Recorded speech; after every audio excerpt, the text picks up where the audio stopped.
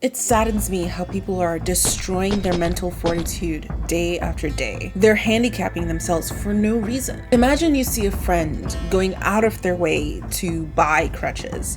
They're dishing out the dough for them too. These crutches are decked out.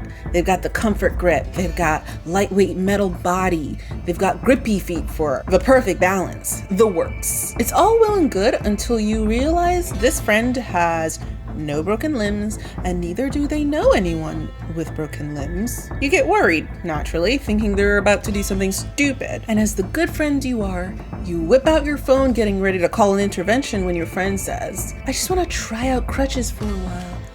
I think it will decrease the fatigue in my legs." You rest a gentle hand on your friend's shoulder and say, in as loving a way as possible, "You're an idiot." And you smack them upside the head because that's dumb. Of course that's dumb. We know it instinctually. So why do we do this to ourselves day after day? Anyone with half a brain cell knows that if you don't use your legs for too long, the result is atrophy, muscle loss, and weakness. The only time when this downside is tolerated is when there are existing ailments, i.e. a broken leg. You can imagine what the equivalent of that is in our topic of focus. I'm not talking about those people. I'm talking to you, a fairly healthy adult, who is trying to create this atmosphere that is not only difficult to create in your daily routine, but it's almost impossible to maintain consistently. I'm talking to you who looks at these people who are curating what seems to be a perfect life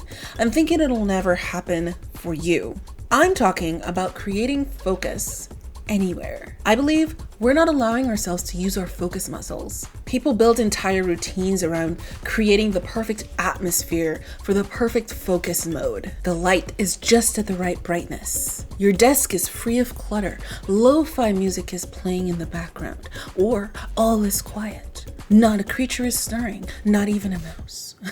Now, before I get canceled faster than a flight on Frontier, let me just say this. I am not condemning these things. They have their time and place. Heck, I love when I have the perfect zone. It's phenomenal. And I have a friend in the flow industry. So I'm not trying to put anybody out of business here. I just want to challenge you with this thought. What if instead of developing your focus muscle, you're weakening it? Suspend your disbelief for a moment and just hear me out. I had incredible focus when I was younger. Growing up, I could zone in on a particular thing for hours, barring a dodgeball to the head. In high school, my classmates would marvel. I would sit in during lunchtime to do homework at school because I was much more interested to play more games when I got home than do more school. And yes, that meant I didn't go out and play with all the kids. And yes, I was that kid. Listen, it earned me a straight 4.0, crazy work ethic, and 0 social skills. Still working on that last one. But my friends didn't understand me. How was I able to completely lock out all the noise around me and focus on my work? Every day, Monday through Friday. I was just born with it, I told myself. Fast forward to about a week ago, and I was thinking about it again. I was thinking the same thing. Am I really just gifted, talented, black, beautiful, and blessed? Then it hit me. I have to rewind about a decade or so back to grade school. Back then, I was a good student, but I was also very shy. I developed this habit of pretending people weren't there and just busying myself with work. Don't talk to me, I'm busy.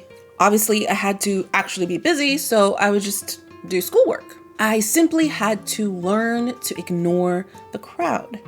In my younger years, I accidentally honed my focus, my ability to ignore the noise and zone in on the signal. This is obviously a skill for many fields, but I'm focusing on the practical side in this video. The literal short-term focus on what you're working on right in front of you.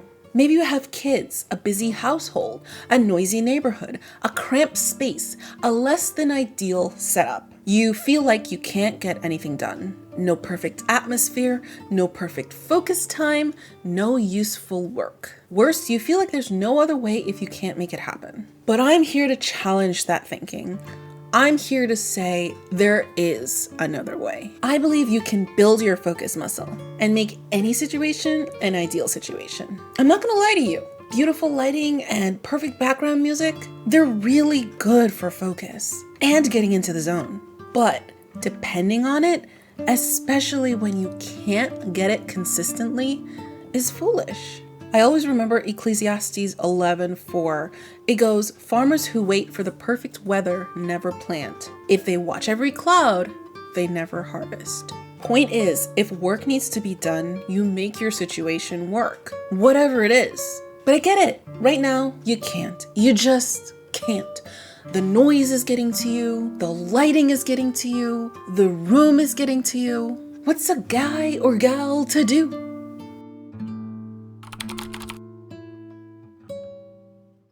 Mindset. It starts up here, your mind. First of all, you have to be open to the fact that you can change. You can go from being very sensitive to the noise to being able to block it out. It's possible. If you're human, it's possible. Secondly, you have to realize that this will take time. Be patient with yourself. I think of babies who were trained to sleep in complete silence, and a drop of a pin would wake them up. They grow up to be adults who need earplugs to sleep at night because the wind outside their window will wake them up. And then there's the opposite side of the spectrum, where babies were put to sleep with adults talking at full volume. Those people grow up to be able to sleep like a log. Some people believe that this early development stage is cemented as an adult. I disagree. We can change more about ourselves than we realize, especially our minds. Hard is not impossible for a willing enough human and an able God. But wherever you are along this spectrum, just be aware that time is your ally. So stock up on some patience and get ready for that trip. So if you're ready to change, my biggest tip for you getting started is taken from James Clear's book, Atomic Habits. I believe the principles in this book are not just for changing your habits, but changing your life. Essentially, start small, very small, like micro, or as he puts it, atomic. Incremental change tends to be more durable because you're making a new routine for yourself, a new status quo for the mind. Little by little, practice doing some tasks in noisier and noisier environments. After a while, you'll be able to focus in almost any situation. Anecdotally, I've experienced a secondary benefit to the superpower of focus, and it's a decrease in focus recovery time. Get this, studies say that it takes a person an average of 23 minutes to recover from a distraction to get back to focus. 23 minutes! What?